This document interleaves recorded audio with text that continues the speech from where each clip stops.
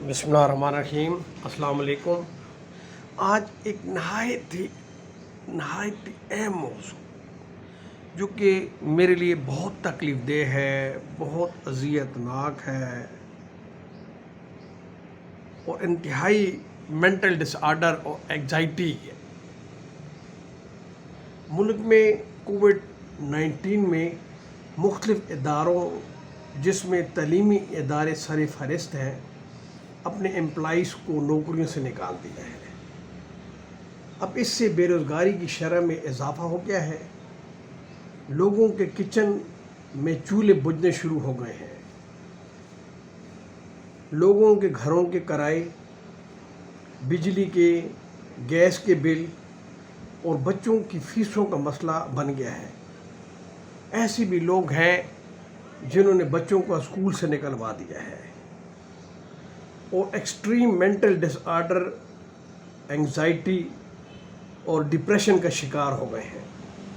मेरी आजाना तौर पे जो मुतल्लिका अथॉरिटीज़ हैं उनसे इल्तिमास है कि इन लोगों को जिनको नौकरी से निकाला गया है, जिनकी 10-10 साल की नौकरियां थीं और इन्होंने ही वो इदारे बनाए हैं,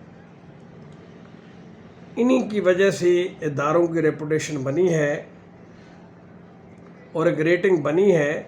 इनको खैर कम तनख्वाहों पे दोबारा नौकरियों पे रखें, दोबारा नौकरियों पे। मैं जिस हिसाब से मिला हूँ तो 2 बातों के बाद मैंने उसकी आंखों में आंसू देखे हैं। इंतहाई परेशानी के आलम में मैंने देखा है। तो यह है कि इन हालात में अथॉरिटीज़ को इन्हें अकेले नहीं छोड़ना चाहिए, इनके आंसू पूंछने चाहिए।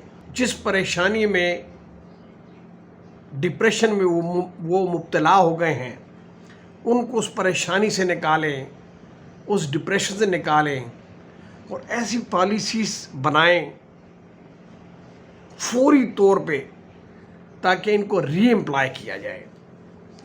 ऐसे लोग हैं जो हाईली क्वालिफाइड हैं और वो रोडों पे खड़े होकर बिरयानी बेच रहे हैं और आवाज़ें लगा रहे हैं राहगीरों को, बिरयानी ले लो, बिरयानी ले लो, बिरयानी ले लो। और जब उनके पास जाओ, उनसे बात करो तो फिर उनके आंसू नहीं रुकते। तो मेरी हुकूमत से और जो मुतल्लिका अथॉरिटीज़ हैं, जो मुतल्लिका साहिबान हैं, उनसे दिली तौर पे मैं ख़ुद भी इतना ज़्यादा परेशान हो गया हूँ इन लोगों से मिल के, इनकी बातें सुन के। तो इनको यह है कि बहाल किया जाए। खैर तनख्वाह कम दें लेकिन इनको बहाल किया जाए, इनके आंसू पूंजे जाएं और यह है कि इनके किचन के जो चूल्हे हैं उन्हें बुझना ना दिया जाए। अब यह है कि मैंने कुछ जो रेमेडीज़ हैं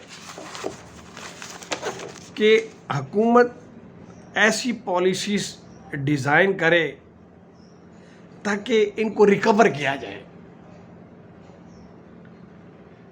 दूसरा ये है कि जॉब रिटेंशन स्कीम्स बनाई जाएं ड्यूरिंग कोविड-19 में, लॉकडाउन में, ताकि लोगों को नौकरी से न निकाला जाए।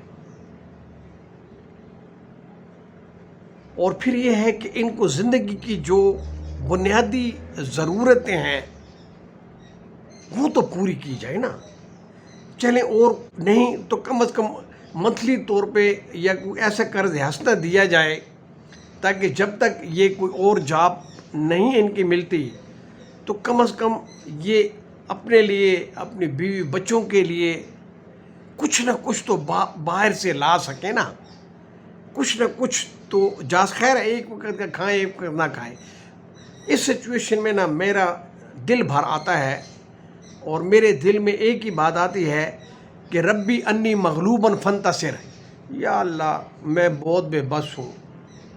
या अल्लाह, मैं इंतहाई बेबस हूँ, लाचार हूँ। اے وحدہ لا شریک، اے مالک کل، میں یہ فیصلہ تیری عدالت میں دیتا ہوں۔ اور پھر یہ ہے کہ اسیسمنٹ کی جائے کہ کتنے لوگ نکالے گئے ہیں،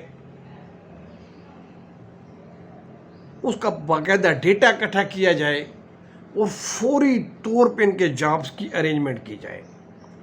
اور یہ ہے کہ اس کے علاوہ یہاں پر جو میں نے لوگوں کو دیکھا ہے، انتہائی پریشانی کے عالم میں دیکھا ہے۔ کوئی آج کل کو کس کو قرض بھی نہیں دیتا، کیونکہ انہیں پتہ ہے کہ یہ تو بے روزگار ہیں۔ کوئی کس کو قرض بھی دینے کو تیار نہیں ہے، چاہے اس کا اپنا بلڈ ریلیشن کیوں نہیں ہے۔